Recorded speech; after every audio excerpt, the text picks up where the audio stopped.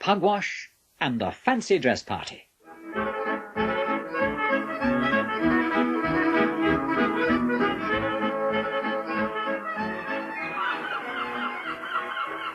It was a pleasant sunny morning in a busy English seaport. On every side was the hustle and bustle of the harbour.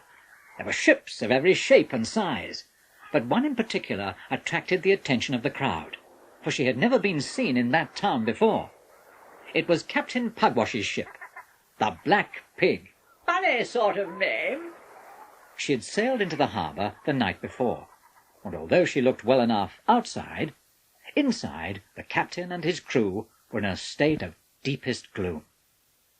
It had been a bad season for pirates. There was no treasure left in the treasure chest, no food in the ration store, no rum in the rum barrel. "There isn't a smidge of gunpowder," said the mate. "Nor one single cannonball." But at that the captain brightened. "Cannonball!" he cried.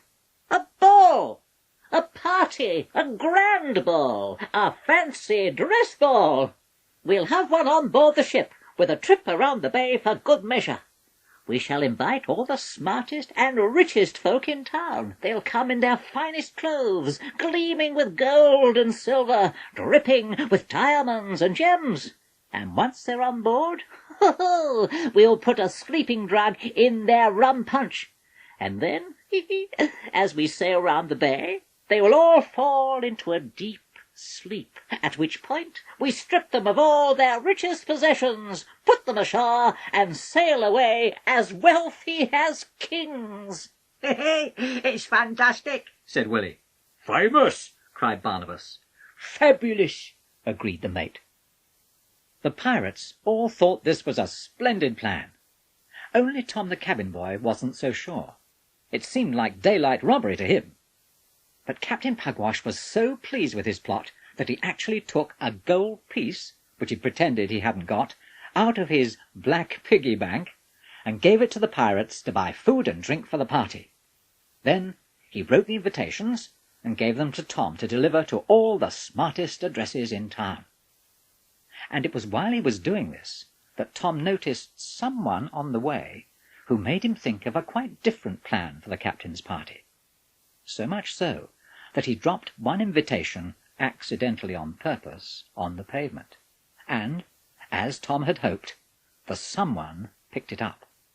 It was, of course, Cutthroat Jake, the captain's worst enemy, who, with his band of wicked pirates, just happened to be in the same town, and had already observed that Pugwash was there too. "Well, well, well," breathed Jake. "Now ain't that real generous of my old friend the captain? A ball on board ship, a trip round the bay, and fancy dress, eh? What you might call a golden opportunity. We accept with pleasure, eh, me beauties? With much pleasure, ho, ho, ho!" When the morning of the party came, Tom got out the dressing-up box. The mate put on the uniform of a footman.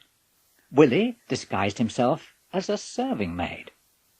And Barnabas did his best to look like an honest seaman. "What about you, Captain?" asked Tom, for Pugwash hadn't changed at all. "What are you meant to be?" "Ah," replied the captain. "I'm dressed up as guess what? A pirate captain. How's that for a joke?" That afternoon the guests began to arrive. Everybody who was anybody was there, masked, bewigged, and bejewelled, and all the people of the town gathered to watch them go aboard. "Lord, lady, Lord Duck."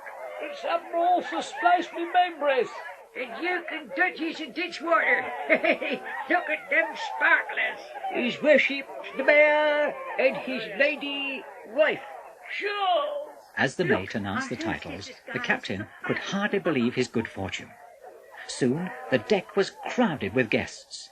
Never had such a distinguished company gathered on board the Black Pig. "Mix the rum punch, Tom," cried the captain. So Tom mixed it, and Willie served it, and Captain Pugwash, careful to take none himself, rubbed his hands with glee at the sight of all the riches which would be his when the drink began to take effect. "What a very fine tiara, Duchess! Let's hope Tom put plenty of dope in the drink." Then, just as the captain was about to give the order to sail, the mate cried, "Wait! There's one more party to come aboard." and sure enough, the strangest group, wearing tall black hats and masks and cloaks held high to conceal their faces, came striding up the gangplank. "Maybe they'll prove the richest of the lot beneath all that disguise," thought the captain to himself, while Tom thought, "So far, so good." Then, "Anchors away! shouted the captain. Forward, Miss Willie! Extra special drinks for our mystery guests." So Tom mixed up some more of the rum punch, and indeed it was extra special. Then, as the newcomers thirstily swallowed it all up, the ship sailed out of the harbour.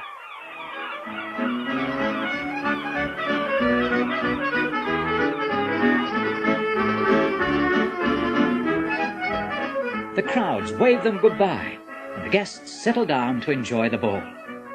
Tom played merrily on his concertina, and it was not until the ship rounded the lighthouse that a terrible voice shouted, "Unmask, me handsomes!"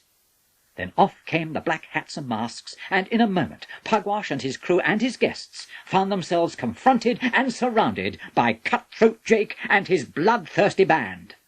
"Right, grab the loot!" roared Cutthroat Jake. His wicked eye glinted, and his great black beard bristled with greed as he watched his villainous blackguards snatching the Duchess's diamonds, the mayor's chain of office, rings, necklaces, bracelets, silver watches, and purses of gold galore. Soon a great heap of booty lay in the middle of the deck. Jake chuckled with glee and addressed the guests. "Much obliged, I'm sure," he growled. "And now, in return for your generosity, I'm going to set you all adrift in the longboat, while we make our getaway in this here handsome vessel. But as for you, you scurvy lot," he snarled, turning on Pugwash and his crew, "you what has contributed nothing to the Cutthroat Jake Benefit Fund, I'll waste no more time on your worthless skins. You'll walk the plank, every one of you." And then, suddenly, even as he spoke, Jake blinked, swayed, and staggered, and fell flat on his back in a dead faint on the deck, and all his crew did the same. Captain Pugwash was astonished. Why had only Jake and his men suffered from the drugged drinks? But then he realized that all the guests were cheering, and they were cheering him. They didn't know, of course, that Pugwash had intended to rob them. Least of all did they know that it was all Tom's doing. "Bravo, Captain!" cried the mayor. "Very quick thinking on your part." "Dashed fine, sir," said Sir Splice Me Mainbrace. "The skill and speed with which you dealt with those dreadful desperadoes has saved us all." Then the guests recovered their stolen possessions, and the Black Pig sailed back into the harbour again, and Jake and his crew, awake but in irons, were marched away to the deepest dungeons of the town jail. "And now, Captain," said the mayor, when the guests had dispersed to their homes, "what can we do to reward you for all you have done for us?" "Well, since you mention it, there are one or two little things we could do with," replied the captain. "A few ship's stores, perhaps, provisions, rum, cannonballs, and gunpowder, so that we may set sail again and go about our honest trade." "It shall be done," said the mayor. And the next day the mayor himself came to supervise the delivery of all the supplies the captain had asked for. There was even a handsome cash present for Pugwash himself, to mark the skill and presence of mind with which he had disposed of Cutthroat Jake and his band. "Why, fancy that, Captain," said the mayor, as he shook him warmly by the hand. "You're still wearing your fancy dress." "Suffering sea snakes, so I am," cried the captain. "Young Tom ought to have reminded me. Not very bright, that cabin boy of mine." And Tom smiled as he listened to the captain's remarks, but he said nothing.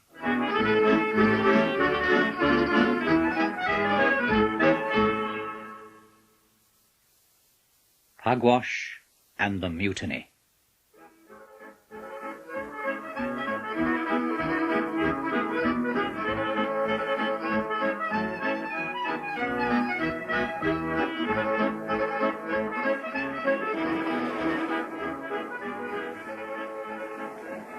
It was quite early in the morning, and the Black Pig lay at anchor in the shelter of a little rocky bay by an island far away in the blue Pacific Ocean.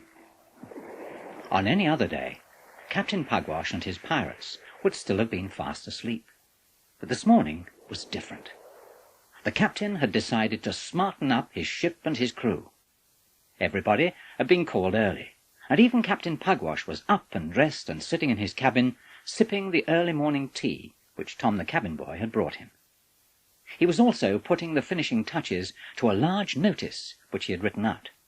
In fact, he had just signed his name at the bottom when there was a knock on his door, and the mate came in, looking rather uncomfortable. "Begging pardon, Captain," said he, "but the crew has a complaint. The ship's biscuits is unfit for human consumption. They're full of weevils." "Walloping whales, what on earth is a weevil?" asked the captain. "They're like small beetles, Captain," said Tom. "They eat biscuits." "In that case," said Pugwash crossly, "the crew had better eat them quickly, or there won't be any biscuits left." "Sorry, Captain, the men won't touch 'em," said the mate. "They reckon it's cruelty to weevils." At this stage, the captain became very angry. "Doddering dolphins, master mate," he cried. "Pirates should be desperadoes, not do-gooders. Take this notice and nail it to the mainmast immediately. Things are going to be very different aboard this ship from now on."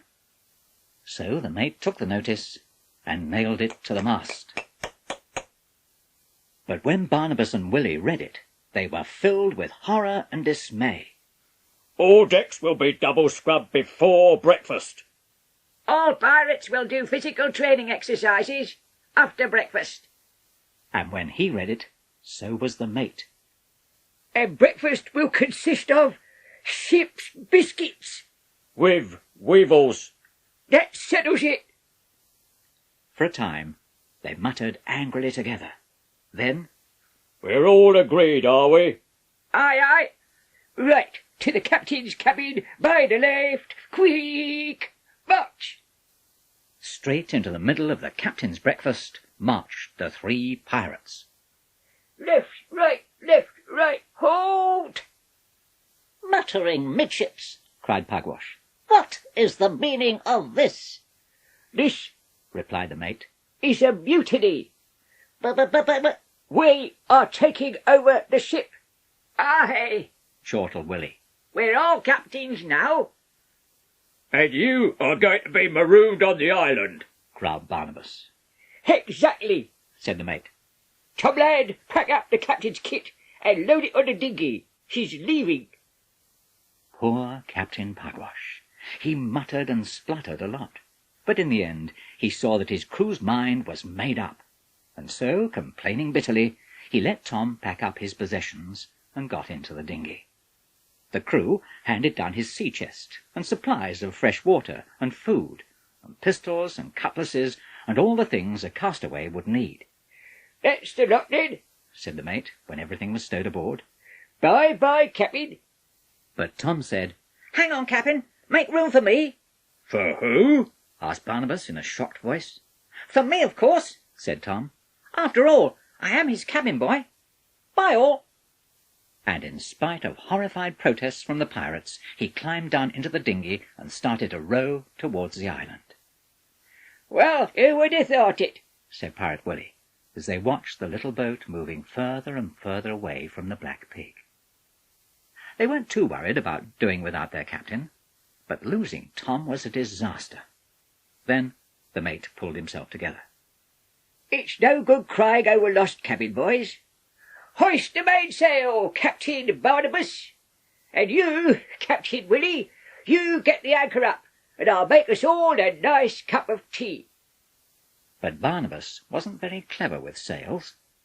"This one, Captain, mate." No, not that one." He untied the wrong ropes, and a moment later down came the whole of the mainsail. "Oh!" two pirates found themselves covered in a mass of heaving canvas. Willie didn't fare much better with the anchor. While trying to work out how best to pull it up, he leant too far over and lost his balance Yo! and landed with a heavy splash in the warm, wet water.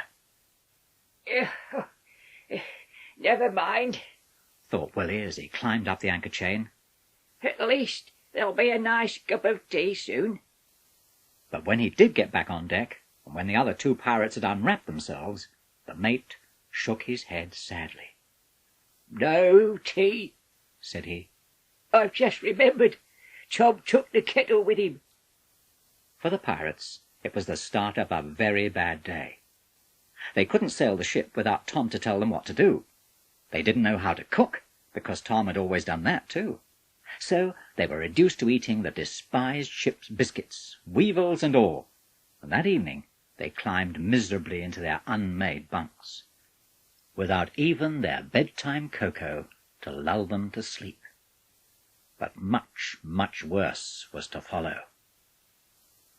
For that evening, unknown to anyone, another pirate ship had arrived at the island and dropped anchor out of sight around the point in another little bay. It was Cutthroat Jake's ship, and Cutthroat Jake was the most terrible pirate afloat, and by far Captain Pugwash's worst and most frightening enemy. Even now, Jake and his hideous crew, with muffled oars, were setting off in their longboat to attack the Black Pig. The moon was just rising, and Jake rubbed his great hairy hands and growled, Dunno why we bothers to muffle them oars. That old rapscallion Pugwash and his useless crew will be snoring their fat heads off by now. And have they got an ugly shock coming? But Jake was wrong about the captain. Far away, out of sight on the island, he and Tom were very snug.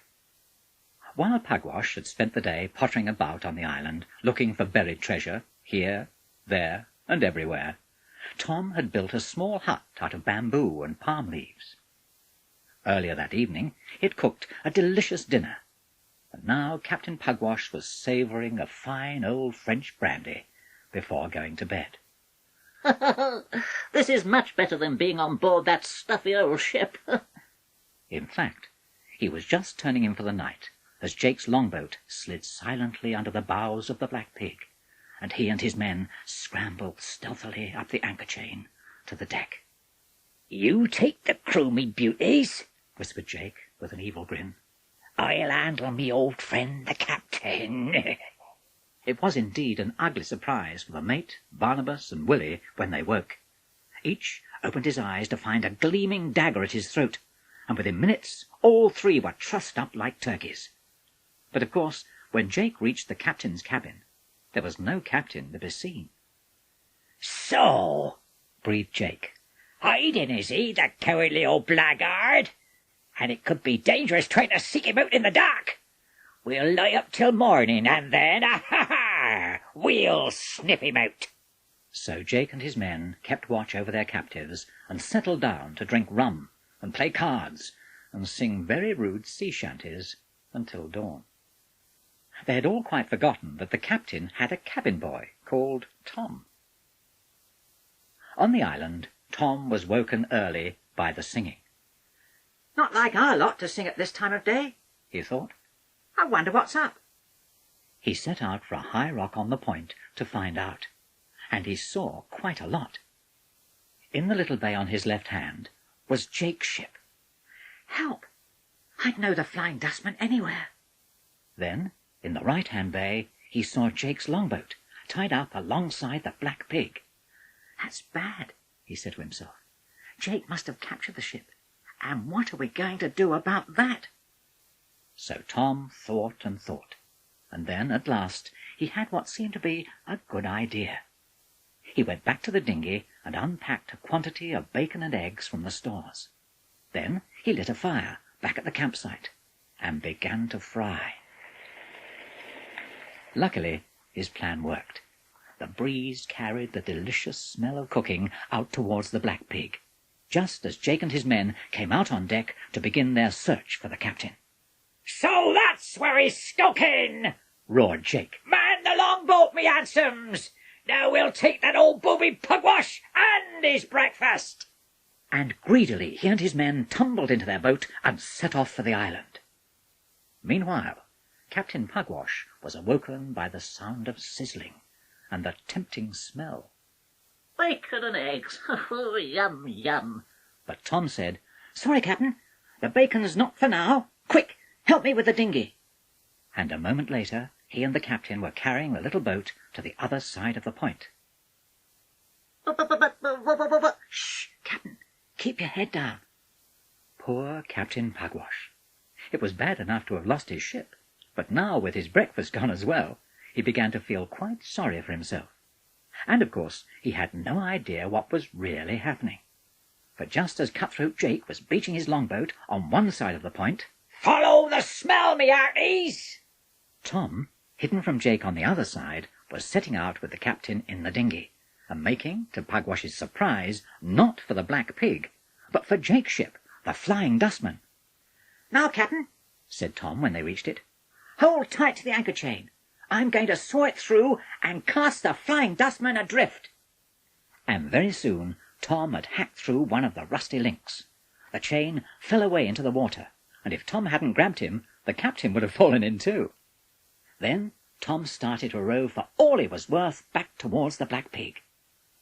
In the meantime, on the island, Jake and his pirates had followed their noses to the campsite, and were quarrelling greedily over the bacon and eggs. I want that. Hey!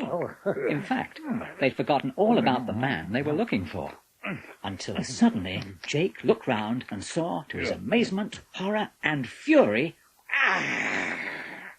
Tom and the captain climbing on board the Black Pig, and his own Flying Dustman drifting away quite fast on the outgoing tide. After 'em! Roared Jake, and he and his men rushed back to their longboat. But by the time they were afloat, Tom had untied the mate and Willie and Barnabas, and the Black Pig was under way. Heave, master mate! A fresh breeze sprang up, and although Jake's pirates rowed like demons, Faster! Faster! the Black Pig drew far ahead of them as the sails filled and she made for the open sea. In fact, the ship's wake caught Jake's longboat and pitched them all into the water.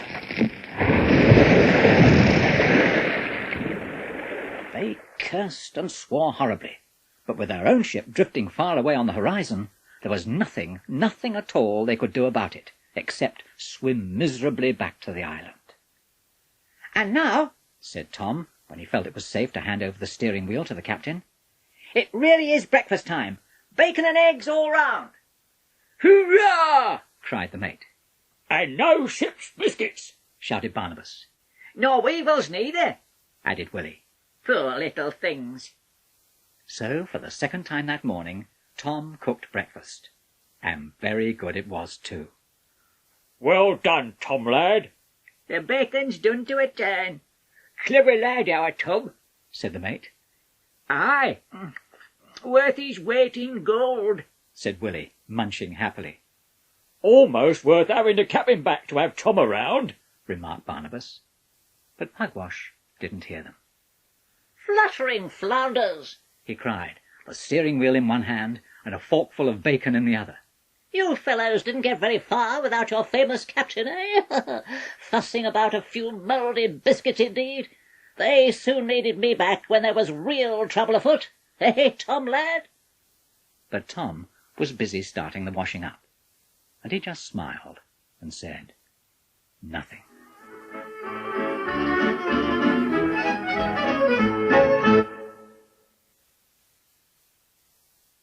Pugwash and the Wreckers.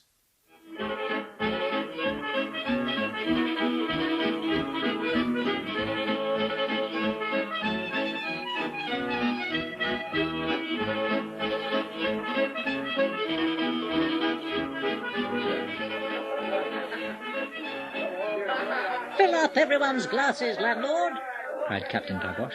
The drinks are on me today. There was an astonished silence. The scene was the Buccaneer's Arms, where it was well known that the captain was far too mean to stand a drink to anybody. Well, I never. Me neither. He must have gone balmy. But today was different. You see, Went on the captain. I am for once working for His Majesty's government. Tonight the good ship Black Pig sets forth to the Indies with the greatest load of silver bullion ever to leave these shores. And why? Because the Navy ship contracted to do the job has been delayed, and the silver is needed urgently to pay our gallant soldiers. We sail tonight on the 8 o'clock tide, me hearties. Let us drink to a successful voyage. Unseen, in the snug bar next door, Cutthroat Jake, the captain's worst enemy, held out his tankard for a filling of free rum, and chuckled. Ho, ho, ho! Successful voyage indeed, He growled to his mates. Ho, ho, ho!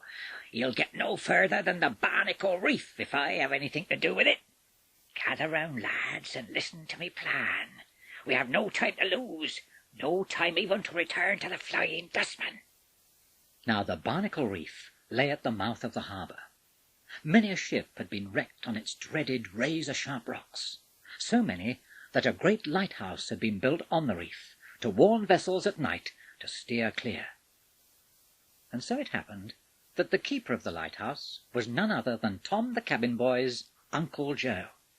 In fact, as Pugwash and his crew returned to their ship, and Jake and his men sneaked away to their longboat, Tom had gone to take tea with his Uncle Joe in the living-room of the lighthouse. They were old friends, and it was a chance for Tom to say good-bye to his uncle before setting out with Captain Pugwash on the journey to the Indies. And now, Tom, said Uncle Joe, before you go, I'll take you upstairs and show you the lighthouse lamp. So Tom followed his uncle, and when they got upstairs he was shown the huge light which had saved so many ships from wrecking on the Barnacle Reef. How does it work, Uncle Joe? Well, usually, said his uncle, I light the lamp by hand when dusk comes down. But if for any reason I have to be away until later, I've worked out a timing device. I have this candle, which will last for 1, 2, or 3 hours. When the candle burns down, it sets fire to this short length of fuse, which, in turn, lights the wick of the lamp at any time I want it. Eh? Suddenly Joe broke off. That's funny, He said. I thought I heard voices downstairs. It sounds as though we have visitors. Wait now, while I go down and see.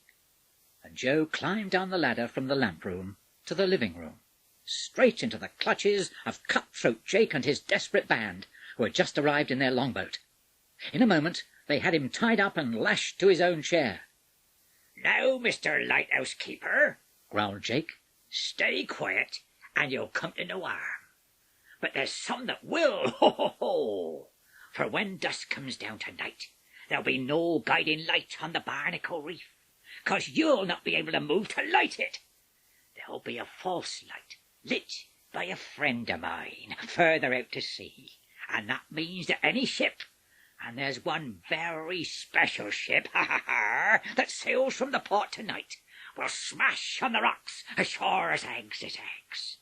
Now, that ship belongs to that old ruffian Pugwash, and it has a very special cargo aboard, a cargo of silver bullion. And guess who'll be waiting on the rocks to grab it and put paid to the ship's worthless crew? Why, yours untruly, of course. Come on, me handsomes, let's finish off the tea. We'll need our bellies full for the dirty work ahead. And the ruffians were so busy gobbling down what remained of the crumpets and cakes that they never noticed Tom's signal to his uncle from the hatch above, nor Tom's escape down a rope outside the lighthouse. And they heard nothing as he rowed himself quietly back towards the harbour. Meanwhile, on board the Black Pig, Captain Pugwash was trying to get his ship under way to catch the evening tide. Cast her off! He cried. Hoist the sails! Make for the open sea! But I can't remember how to untie the knots, complained Willie. I'm in a bit of a tangle myself, grunted Barnabas. Fact is, we'll not get nowhere without Tom, said the mate. Which was true. Tom was the only one who knew how to work the ship. Weeping walruses! Cried the captain angrily. Where is the wretched boy? But Tom hadn't gone straight back to the Black Pig from the lighthouse. For one thing, he wanted to see where Jake had moored his ship in the harbour. The sun was setting behind the Barnacle Reef when at last he brought the dinghy back to his own vessel. Ahoy there, Black Pig! Tom, thank heavens I mean, where on earth have you been? The captain corrected himself angrily. We can't wait all night, you know. Sorry, Captain, said Tom. Something's turned up, and we're going to have to alter our plans a bit. And because he knew he couldn't sail without Tom, the captain had to listen. An hour later, darkness had fallen, but no warning light shone from the lighthouse on the treacherous Barnacle Reef. Instead, a false light beamed from a point further out to sea. Among the jagged rocks, Cutthroat Jake and his bloodthirsty crew watched and waited and waited, and scanned the murky moonlit sea with greedy eyes. Tide's falling fast. They must come soon. But I still can't see anything. Wait, maybe there is something. Then, from the direction of the harbour, a faint shape could be seen, approaching through the gloom. At first, it was no more than a shadow. Then, at last, It's a ship. It must be the Black Pig. sure enough, a large vessel was coming into sight. As Jake and his crew crouched excitedly among the rocks, they could hear the creaking of the rigging and the swirl of the waves round the bows. At any moment now she'll strike the reef. Breathed Jake. Stand by with your cutlasses, me beauties.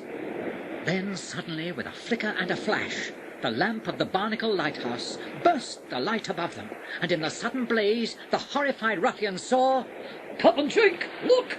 the bows of the approaching vessel rise and fall on the waves, then strike on the rocks with a fearful rending crash. But the name they saw on the prow was not Black Pig. That's not Pugwash's ship. It's ours. That's the Flying Dustman. For it was Cutthroat Jake's own ship that had struck the Barnacle Reef. And for Jake, even worse was to follow. From the bows of his doomed ship leapt a score of red-coated militiamen, with Tom the Cabinboy pointing the way, and Captain Pugwash and his crew keeping well out of harm's way at the back. Dazzled by the sudden glare, bewildered by the unexpected turn of events, Jake and his crew put up very little resistance. Very soon they were rounded up and marched away into the lighthouse, where Tom's Uncle Joe was released. Are you all right, Uncle? I'm fine, Tom lad. And Jake and his men were put in irons. Dashed grateful to you, Captain, for leading us to these desperate criminals, said the officer in charge. Think nothing of it. Glad to be of service, especially if there's a reward attached, replied Captain Pugwash, slightly out of breath. And he boasted all the way, of course, as Tom and his uncle rowed him and the crew back to the harbour, leaving the militia in charge of the lighthouse and the prisoners, and the Flying Dustman firmly stuck on the rocks. Smart work, Tom, whispered Uncle Joe. I know it was you who fixed it all, but it beats me how you did it. Easy, Uncle, said Tom. When Jake and his crew grabbed you, I first set the lamp to light at about 8 this evening, in the way you showed me.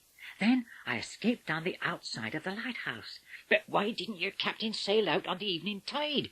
Interrupted Joe. How was it that it was Jake's ship that went on the rocks? Well, said Tom in a lowered voice, the crew of the Black Pig really aren't much good at getting the ship going without me, so all I had to do was to find out where Jake's ship was moored, tell the captain to alert the soldiers, and then we all got on board the Flying Dustman, cast her loose on the falling tide, and sailed her onto the Barnacle Reef. This calls for celebration, cried Captain Pugwash as they landed from the longboat and made for the Buccaneer's Arms. And so, for the second time that day, there were free drinks all round at the captain's expense. Oh, you should have seen me as I rushed into action. Oh, he's a jolly good fellow. He's a good fellow, the captain. Go on, let's buy him a drink. He even ordered a lemonade for Tom the Cabinboy, and told everybody how brave he, Captain Pugwash, had been in leading the militia in their attack on the wreckers of Barnacle Reef. So a merry evening was had by all, and it was not until the following day that the Black Pig at last set out on the captain's voyage to the Indies. Cutthroat Jake and his men were safely in the town jail, awaiting trial for attempted wrecking. And, as there was indeed a reward for Jake's capture, Pugwash was even better off than he'd been before. Bye-bye, Tom, shouted Uncle Joe from the top of the Barnacle lighthouse. have a good journey. You ought to be all right with a skilful captain like yours. Smart fellow, your uncle, said Captain Pugwash, as he steered the ship well clear of the reef. Knows a good man when he sees one, eh? But even at that distance, Tom could see that his uncle was winking, and he waved and smiled and said nothing.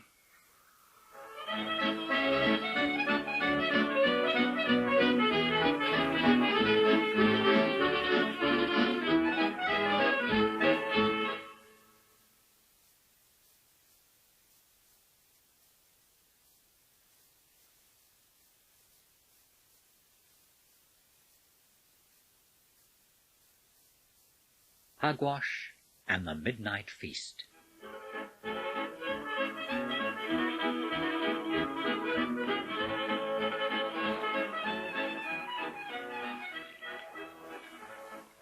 It was a warm, sleepy afternoon on the Pacific island of Rummy Tummy, and at the end of a long and tiring journey, the Black Pig lay at anchor in the bay. High on the poop deck, Captain Pugwash was peacefully asleep in his hammock. Or rather, he was pretending to be peacefully asleep.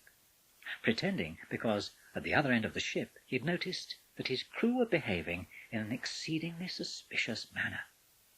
For one thing, they were awake, instead of having their afternoon snooze, and the fact that Tom the Cabinboy was with them made the captain even more worried.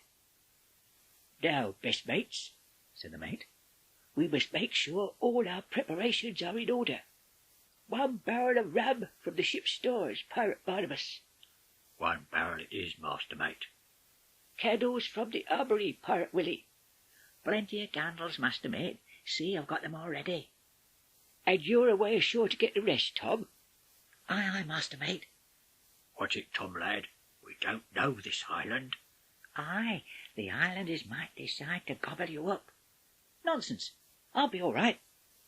And, in spite of their warnings, Tom climbed down into the dinghy. Soon he was rowing to the shore of Rummy Tummy Island. And 2 hours later, safe and sound, and with a heavy boatload, he was on his way back. "Well done, Tom." Shh, master mate. The captain will hear. "Nonsense, Barnabas. He doesn't suspect a thing." But Barnabas was right. The captain was suspicious. Indeed, when he climbed into bed that night, he kept all his clothes on. At first, all was quiet on board the Black Pig. Then, as 8 bells struck for midnight, Time to get up, master mate. Rise and shine, Pirate Barnabas. Wakey, wakey, Pirate Willie. the pirates jumped straight out of their beds and gathered round the mess table to enjoy their carefully prepared midnight feast. "My goodness, you've done us proud this time, Tom," said the mate, as they surveyed the table. It was spread with all sorts of tasty foods and delicious island fruits and vegetables. "And there's plenty of it, too," said Willie happily. Lucky we didn't ask the captain, said Barnabas. He'd have eaten a lot, and all by himself, too. Indeed, Pirate Barnabas, said a voice from the door. "Oh, no! Oh, dear!" Oh, my! And there, as the pirates turned in confusion and surprise, stood their captain, looking particularly pleased with himself. Plundering porpoises, he cried. I suppose I ought to put you all in irons, or maybe make you write out 100 times, we must not have midnight feasts on board ship. But no, I feel unusually kind today, so instead of punishing you, I shall join you. But, cried the mate anxiously. Rum, please, Tom. Thank you. But Pugwash was already happily tucking in, and for the pirates there was nothing to do but make the best of it. After all, He was their captain. Good health. Cheers. Soon everybody was eating and pouring out drinks and proposing toasts. And nobody noticed that some more uninvited guests were coming to the midnight feast. Guests whose ship had dropped anchor close by that evening under cover of darkness, and who were now scrambling up the side of the Black Pig. They were the most unwelcome guests of all. Cutthroat Jake and his desperate band of bloodthirsty buccaneers. Captain Pugwash had just helped himself to a second scrumptious sandwich when suddenly, Ha! Cutthroat Jake and his gang rushed in and surrounded the pirates. Having a midnight feast, eh? Roared Jake. I never thought of asking us to join you. Well, we're here now, you greedy old ruffian, and we wouldn't dream of not asking you to join us. Tied up you'll be, where you can watch us finishing off your fancy goodies, and after that, it'll be the plank for the lot of ye, so the sharks can have their midnight feast too, ha ha ha ha! And very soon Jake had Captain Pugwash and the mate and Barnabas and Willie and Tom all tied together back to back and dumped on the mess table, so that they could all see their captors hungrily gobbling up all the food in sight. Ha ha ha! What's the matter, Captain, me old mate? Still hungry? And so, for the third time that night, a merry party was under way on board the Black Pig. So merry that again nobody noticed that yet more uninvited guests were on their way. 2 great canoes had approached silently from the island, and the islanders who came in them were now silently scrambling up the sides of the Black Pig. Suddenly the forecastle was filled with leaping, yelling figures who seized Jake and his crew. What's all this, then? Help! They untied Pugwash and the mate and Barnabas and Willie and Tom, and carried them all out, struggling and kicking, up onto the deck, down over the side of the ship, and into the 2 great canoes in which they were swiftly propelled towards the beach. The whole attack had happened so suddenly that at first the pirates were stunned. Only Tom didn't seem to be particularly surprised at the turn of events. Then Barnabas spoke. "If you ask me, messmates," he said, "the real midnight feast is taking place on shore tonight. And you know what could be on the menu? Pirate pie and chips." Cuddling catfish, they can't, cried the captain. "Can't they just?" muttered the mate. Tom didn't say anything, but it looked as though Barnabas was right. Up on the beach, hundreds of islanders were gathering round a big fire with a large cooking pot on it.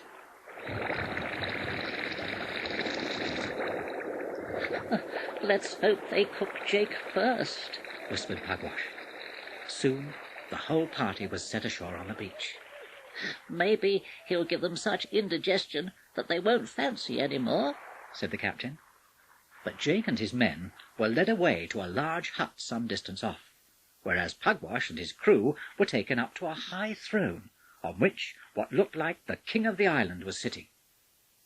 When they got there, wreaths of flowers were placed round their necks. "Garnish, that's what that is," grunted Barnabas.